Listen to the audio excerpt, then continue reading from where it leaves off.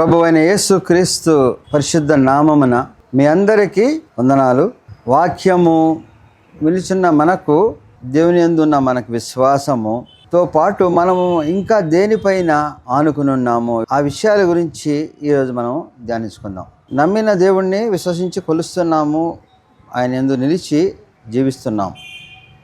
అదే క్రమంలో ఇంకా కొన్నిటిపైన మనము మక్కువ చూపించి మరి వాటిపైన ఆపేక్ష ఉండటం వలన ఏ రకమైన మన యొక్క జీవితం ముందుకు వెళుతాయో ఈరోజు ధ్యానాంశముగా మనం చూద్దాం. యూదా రాజైన హిజ్కియా కాలంలో జరిగిన సంఘటనలు కొన్ని మనం చూస్తే, హిజ్కియాపైకి వచ్చిన అష్షూరీయులు పలికిన మాటలను మనం ముందుగా వాక్యంలో ధ్యానిస్తే, అదే రీతిగా ఈరోజు కూడా మన జీవితాల్లో అదే వాక్యాన్ని అనుభవించే రీతిగా జీవిస్తున్నాం. అట్లా కాకుండా ఉండాలంటే వారు ఏ రీతిగా ఆరాధిస్తున్నారో అటువంటి క్రమము నుంచి మనము నిజమైన దేవుణ్ణి ఆరాధిస్తున్నప్పుడు మరి హిజ్కియా ఏ రీతిగా నడిపించబడ్డాడో ఈరోజు మనం ధ్యానాంశంలో చూద్దాం.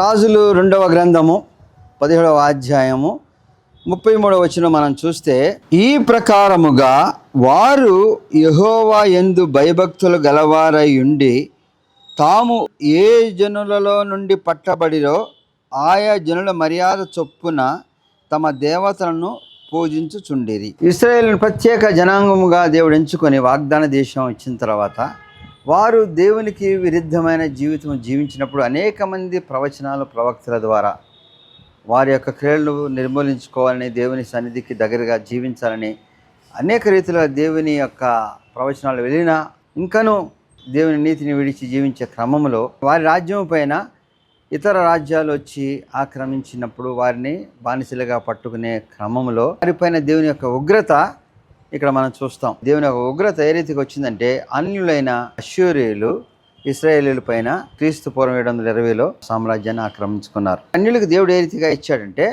ఇక్కడ వాక్యంలో మనం చదివిన విషయాలు మనం కనబడుతుంది. వారు యెహోవా యందు భయభక్తులు గలవారై ఉండి తాము ఏ జనములలో నుంచి వచ్చారో లేకపోతే ఏ దేవతలతో కొలుస్తూ వచ్చారో అవి కూడా కొలుస్తూ ఉన్నారు. అంటే ఇక్కడ యెహోవా యందు నమ్మిక ఉంచి వచ్చారు.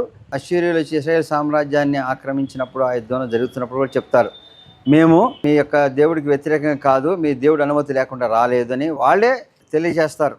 మేము మీ దేవుడు అనుమతి ఇస్తే వచ్చామని. దేవుని అనుమతి లేకుండా ఎవరేం చేయలేరు. ఇశ్రాయేల్ యొక్క రాజ్యము పతనము లేకపోతే అదన్నీ కూడా దేవుని అనుమతి లేకుండా జరగలే.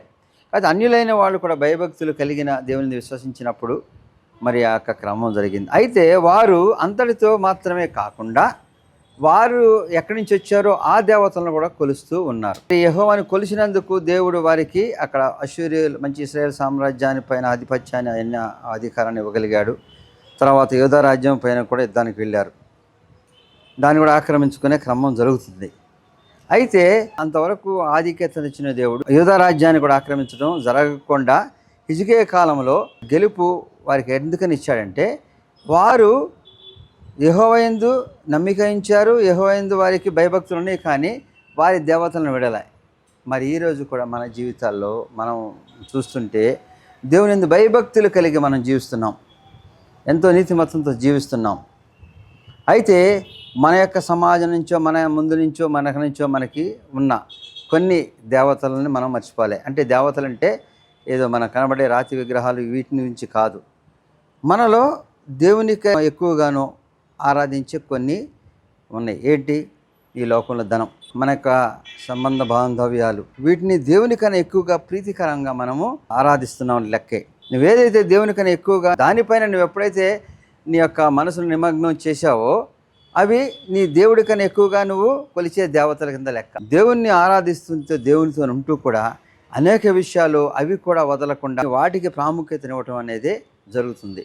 కాబట్టి మనము ఏ రీతిగా జీవిస్తున్నాము అంటే దేవుని యొక్క కృప. కాబట్టి మన జీవితాల్లో దేవుని నమ్మిక విశ్వసించి మనం జీవిస్తున్నప్పుడు మిగిలిన విషయాలపైన ఆపేక్ష కానీ మిగిలిన విషయాలపైన దేవుని కన్నా ఎక్కువ కానీ ప్రాముఖ్యత ఇస్తే వాటిని బట్టి మనము దేవుని సన్నిధికి దూరంగా జీవిస్తున్నామని గ్రహించక ఇంకా దేవుళ్ళు ఉన్నాం అనుకుంటున్నాం. కానీ మరి ఇంతగా నీతిమత్వం కలిగి మనం జీవించిన విధానంలో ధనము పైన, పదవి పైన, మరి మన యొక్క బంధుమిత్ర వాటిపైన, ఇంకొక వ్యామోహంలోనూ వాటికి ప్రముఖ స్థానం ఇచ్చినప్పుడు దేవుని సన్నిధికి దగ్గరగా లేము దూరంగా వెళుతున్నాము కాబట్టి అది క్రమబద్ధం చేసుకోమని ఈరోజు వాక్యం ద్వారా మనం తెలుసుకుందాం. ఈ అష్షూరీయులు ఎక్కడ వాళ్ళు?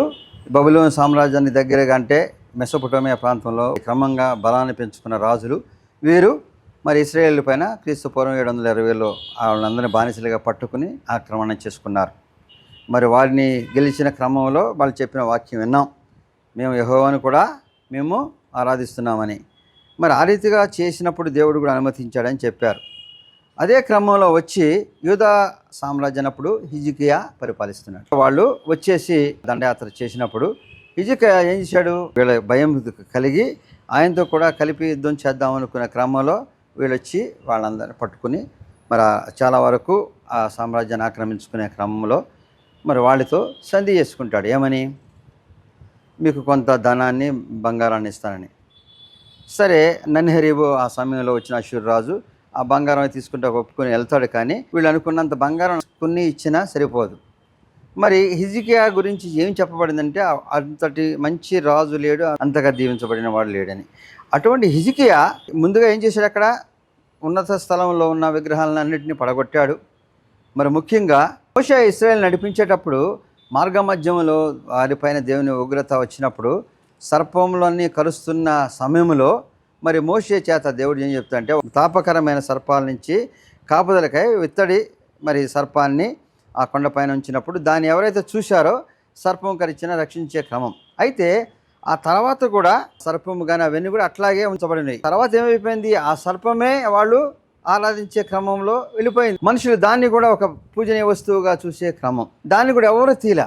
కానీ హిజ్కియా సర్పాన్ని కూడా తీసివేసి ఉన్న స్థలాల విగ్రహాలను ఎప్పుడైతే కొట్టివేశాడో మరి దేవుని ఎంతో నమ్మకంగా నిలిచిన హిజ్కియా అష్షూరీయులు వచ్చినప్పుడు వారితో సంధి చేసుకోవటం కానీ అంతకుముందు ఐగుప్తు రాజుతో జరిగిన క్రియను బట్టి ఏమైపోయింది? వారికి ఎంతగానో భరణం ఇవ్వాల్సి వచ్చింది. దేవాలయంలో ఉన్న అన్ని మరి బంగారాన్ని కూడా తీసి ఇవ్వాల్సిన క్రమం. నన్హెరీబు యూదా రాజ్యం పైన వచ్చినప్పుడు ఏం చేశాడు? వారితో యుద్ధం చేయలేని అనుకుని భయపడిపోయి వారికి కొంత భరణం ఇస్తానని ఒప్పుకున్నాడు. ఆ భరణం ఇవ్వడానికి తన రాజ్యంలో ఉన్న బంగారాన్ని అంత సమకూర్చినా సరిపోనంత ఇవ్వవలసిన పరిస్థితి వచ్చింది. ఎందుకని? అంతకుముందు వాళ్ళు ఇశ్రాయేల్ రాజ్యాన్ని ఎప్పుడైతే ఆక్రమించారో వీరిపైన కూడా యుద్ధం జరుగుతుంది అనుకుని ఐగుప్తు రాజుతో మంతనాలు చేసి వారిపైన యుద్ధం చేద్దాం అనుకున్నాడు. వాళ్ళు వచ్చినప్పుడు కూడా వాళ్ళతో యుద్ధం చేయలేక వాళ్ళతో సంధి చేసుకున్నాడు. ఇవన్నీ చేసేటప్పుడు మరి దేన్ని నమ్ముకున్నాడు? తనకున్న బలాన్న శక్తిని నమ్ముకున్నాడు. కానీ మరి తర్వాత క్రమంలో చూస్తే దేన్ని నమ్ముకుంటే బయటపడగలడు?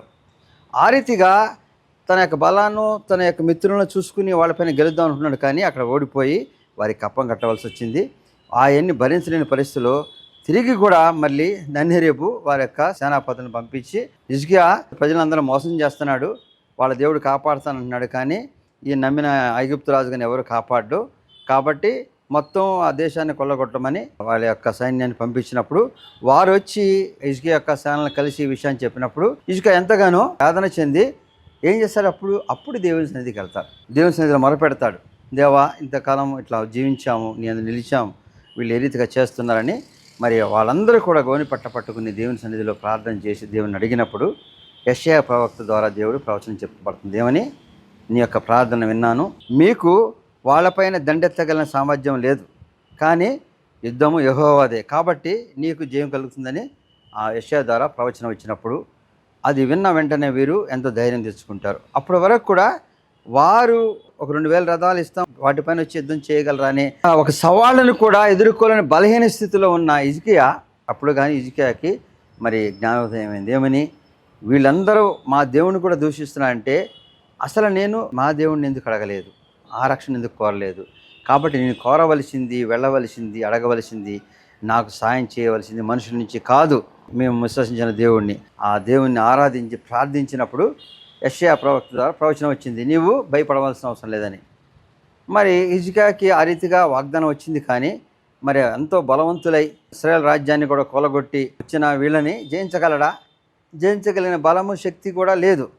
కానీ యెషయా ద్వారా ప్రవచనం వచ్చింది, కానీ విశ్వసించాలి. ఆ ప్రవచనం వచ్చినప్పుడు ఒక సూచన చెప్పబడింది. రాజుల 2వ గ్రంథము 19వ అధ్యాయము చూస్తే యెషయా చెప్పినది ఏమనగా, హిజ్కియా నీకిదే సూచన యుగును, ఈ సంవత్సరమందు దానంతట అదే పండు ధాన్యమును, 2వ సంవత్సరమందు దాని నుండి కలుగు ధాన్యమును మీరు భుజింతురు. 3వ సంవత్సరమున మీరు విత్తనం విత్తి చేలు కోయుదురు.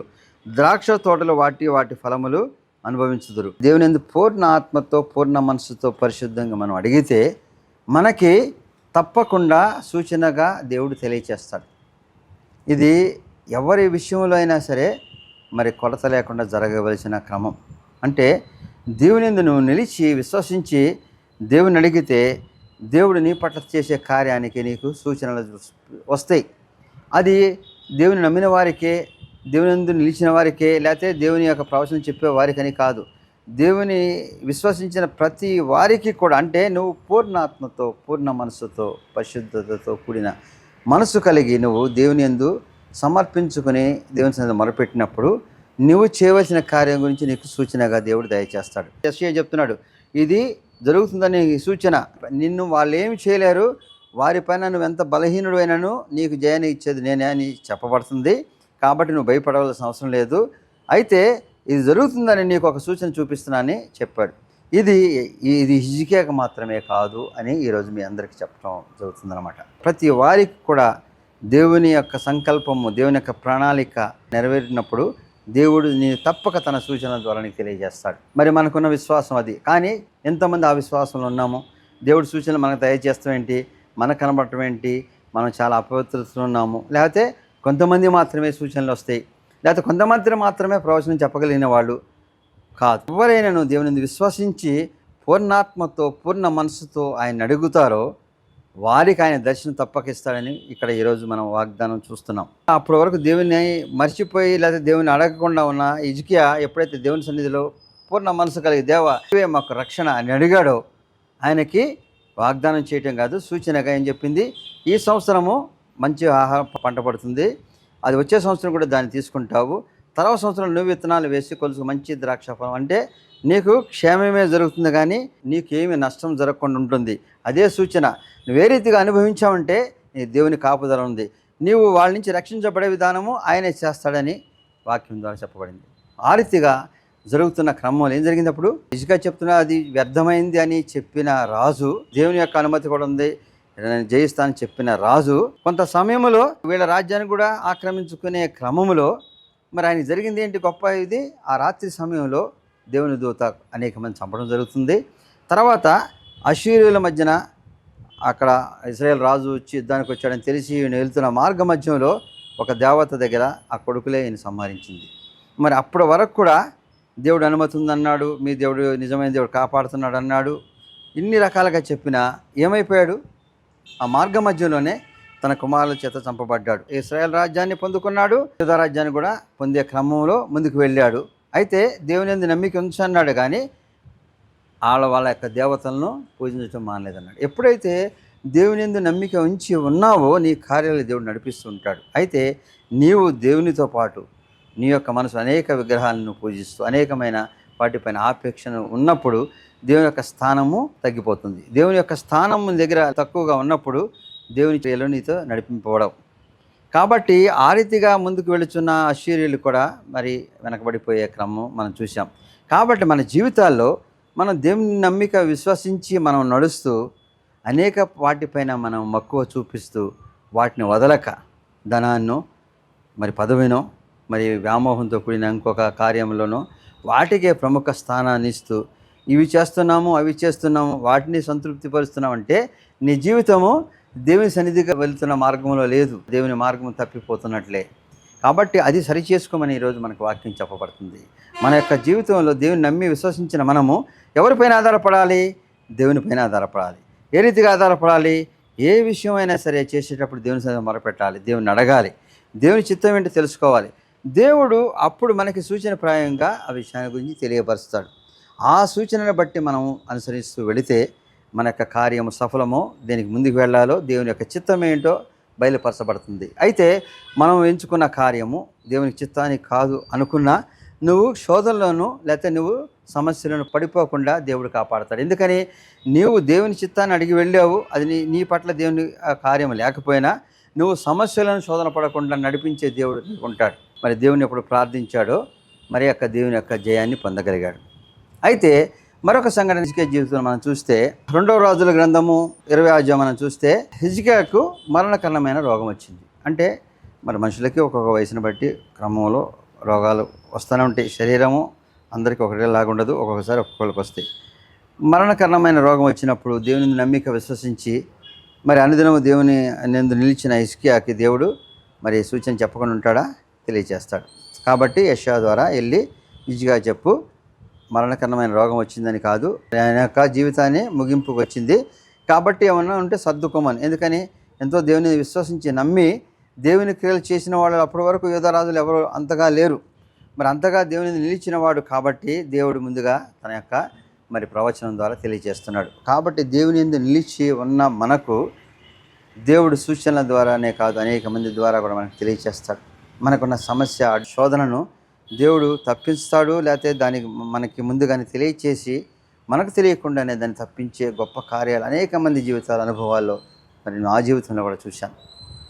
దేవుడు ఎంత అద్భుతంగా మనకు ముందు వస్తున్న అనేకమైన మన శోధనల నుంచి తన ప్రణాళిక చొప్పున మనల్ని తప్పించి తీసుకెళ్ళి నడిపించిన క్రమంలో మనం అది దేవుని సూచనని గ్రహించలేదు. కానీ గ్రహించి ఉంటే దేవుడి యందు నిలిచిన వారికి దేవుని యొక్క క్రియలు విశ్వసించి మనం అడిగినప్పుడు ఆయన సూచనల ద్వారా తెలియజేస్తాడు. ఆ సూచనలే మన జీవితంలో ముందుకు వెళుతూ ఉంటాయి.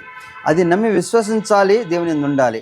దేవుని యందు ఉండటం అంటే ఇది జరుగుతుందనే ఆ సంశయంలో కాకుండా ఇది ఏ రీతికైనా దేవుడు చేస్తాడని నమ్మకం, విశ్వాసము, పూర్ణ విశ్వాసంతో మనం ఉంటే మన క్రియను దేవుడు చేస్తూ నీకు ముందుగా సూచన ద్వారా తెలియజేస్తాడు. ఇది తప్పకుండా ప్రతి వారి విషయంలో జరుగుతుందని ఎంతో మరి నిర్భయంగా చెప్పవచ్చు.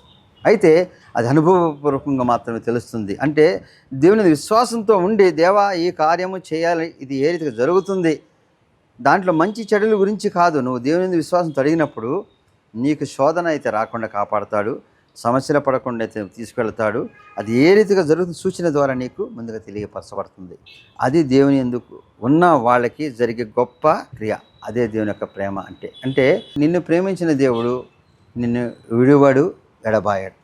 కాబట్టి హిజ్కియాకి మరి మరణకరమైన రోగం వచ్చినప్పుడు చెప్తున్నాడు హిజ్కియా, దినములు సంపూర్తి అయింది కాబట్టి సరిచూసుకోమన్నప్పుడు హిజ్కియా ఏం చేశాడు?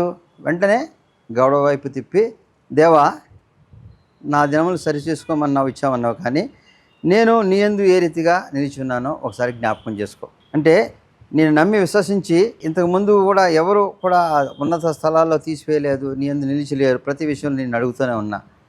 కాబట్టి ఇప్పుడు కూడా నీ సన్నిధికి వచ్చి అడుగుతున్నాను, నాకు ఇచ్చిన మరి గడువు పూర్తి చేస్తున్నాను, నీవు అవకాశం ఇస్తావా, నీ చిత్తం అని ఎప్పుడైతే దేవుణ్ణి అడిగాడో మరి అంతగా మరి హిజ్కియా ప్రార్థన దేవుడు ఆలకించి వెంటనే యెషయా ద్వారా చెప్తాడు సమాధానం. ఏమని?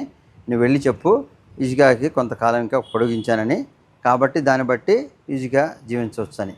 కాబట్టి హిజ్కియా తన యొక్క జీవితం ముగుస్తుంది కాబట్టి తనకి ఇంకేమీ నెరవేరాలన్నింటిని అడగలే. లేకపోతే దేవా నాకెందుకు నువ్వు పొడిగించమని దేవునితో యుద్ధం చేయలే. దేవా నా యొక్క క్రియలు నువ్వు జ్ఞాపకం చేసుకో, దాన్ని బట్టి నీ చిత్తం అన్నప్పుడు దేవుడు మరింతగా కరుణించి ముందుకు తీసుకెళ్తాడు. కాబట్టి మనకు జీవిత గమనంలో ఏ విషయాలన్నా ముగింపుకు మనకు వచ్చినాయి, లేకపోతే వీటి నుంచి మనం ముందుకు వెళ్ళలేం, దీన్ని ఇక్కడ వదిలేయాల్సి వస్తుంది, దీని లేకపోతే పదవినో ధనమునో ఇంకొకటో జీవితాల్లో ఒక్కొక్కలా క్రమం వచ్చినప్పుడు మనం వ్యసన పడకుండా దానిపైన ఆపేక్షను కోల్పోయి దేవునితో పోరాటం చేయకుండా దేవుని సన్నిధిలో మొరపెట్టాలి. దేవా ఇది నీ చిత్తం అయితే ఇది, నేను నీ యందు నిలిచి ఉన్నానా, నేను అర్హున్నా కాదా, లేకపోతే నాకు అర్హమైన దాన్ని బట్టి చేయమని అడిగితే నీకు ఏమి చేయాలో నువ్వు కోరిన దానికన్నా ఎక్కువగా చేయగలిగిన దేవుడు నీకున్నాడు. కాబట్టి హిజ్కియాకు 15 సంవత్సరాల కాలం పొడిగించాడు. ఆ రీతిగా హిజ్కియా దీవించబడి 15 సంవత్సరాల కాలం ఉన్నాడు. అయితే మరి జీవించిన కాలంలో హిజ్కియా చేసింది ఏంటి? మరి ఐగుప్తు నుంచి హిజ్కియా బాలదన్నప్పుడు ఆ రాజులు కొంతమందిని పంపించినప్పుడు వారందరికీ కూడా సామ్రాజ్యంలో ఉన్న సమస్తాన్ని చూపించాడు. అంటే హిజ్కియా ఏమనుకుని చూపించాడు? నేను మరి మరణకరమైన రోగం వచ్చినాను, దాని నుంచి గెలగలిగాను, నేను ఇంత సంపదను కూర్చుకోగలిగాను, దీవెనలు ఉన్నాయని కూడా మనకు కూడా చెప్తాం కదా, దీవించబడ్డే మేము ఈ రీతిగా ఉన్నాం, దేవుని దీవెనలు మా కుటుంబానికి ఉన్నాయి, దేవుడు మమ్మల్ని నడిపిస్తాడు కాబట్టి ఈ విషయంలో గెలిచాము, ఈ విషయంలో పడిపోలేదు, లెగ్గొట్టాడు, లేకపోతే ఇంతగా మేము దీవించబడ్డ దేవునిలో ఉందని చెప్పాలి. అది సాక్ష్యం. అయితే అది అతిశయంతో కూడింది కాకుండా ఉండాలి. అంటే దేవుడు నువ్వు దీవించిన దాన్ని ప్రదర్శించడానికో, దేవుడిని దీవించినందుకు నువ్వు అతిశించబట్టానికో కాకుండా దేవుని కృపను పొంది కృతజ్ఞత కలిగి జీవించాలి, దేవుని కృతజ్ఞత చెప్పాలి. ఆ కృతజ్ఞత ఏ రీతిగా చెప్పాలి అనేది నీకు ఇచ్చిన దాన్ని బట్టి నువ్వు అనేక మందిని ప్రేమించి వారికి కూడా ఆదరణకర్తగా నువ్వు ఉండాలి తప్ప ఇది గొప్పతనాన్ని చూసి నన్ను మెచ్చుకోమని, దీన్ని బట్టి అధికుడుగా ఉండమని, అధికుడుగా మీరందరూ నన్ను ఎంచుకోమని అంటే నువ్వు దేవుని కన్నా ఎక్కువగా నువ్వు అక్కడ నిలబడి చెప్తున్నట్టు లెక్కే. మరి హిజ్కియా వాళ్ళందరికీ చూపించిన క్రమంలో దేవుడు దీవించాడని చెప్తున్నాడు, కానీ నాకు ఎన్ని ఉన్నాయని చెప్పడంలో తన యొక్క ఆధిక్యతను చాటుకునే క్రమంలో దేవుని ఉగ్రతను గురయ్యవచ్చు. మరి అంతగా ప్రేమించబడి, అంతగా దీవించబడి, మరి ఎంత బలహీనుడైన బలవంతుల రాజుపైన గెలుపునిచ్చిన దేవుడు, మరి మరణకరణమైన రోగము సమాప్తి చేయవలసిన క్రమమును కూడా జీవితాన్ని పెంచిన దేవుడు మరి ఎప్పుడు విడనాడాడు? ఎప్పుడైతే తన యొక్క బలాన్ని చూసుకునో, తన యొక్క అధికారాన్ని చూసుకునో, తన కొన్ని సంపాదన చూసుకునో అతిశయించాడో వారందరికీ చూపించుకున్నప్పుడు వాళ్ళు వెళ్ళిపోయారు. వాళ్ళందరూ చూసి ఏం చేస్తారు? వాళ్ళు వెళ్ళిపోయిన తర్వాత మరి హిజ్కియాకైనా తిరుగుబాటు చేసే క్రమం జరుగుతుంది. అదే జరిగినప్పుడు వెంటనే యెషయా ద్వారా దేవుడు వచ్చేప్పుడు, ఏం చేసావు హిజ్కియా నువ్వు? ఎవరెవరు చూస్తాకు వచ్చి ఐగుప్తులు మిత్రులు లేకపోతే ఇంకొకళ్ళు వచ్చారు, ఎన్ని చూపించాను ఏది దాచుకోకుండా అంటే, నువ్వు చూపించినప్పుడు దేన్ని బట్టి చూపించావు? ఇవన్నీ ఉన్నాయని అతిశయంతో చూపించావు, కానీ దేవుడు నాకు ఇచ్చాడు అంటే నువ్వు ఇంతగా అతిశయించావు.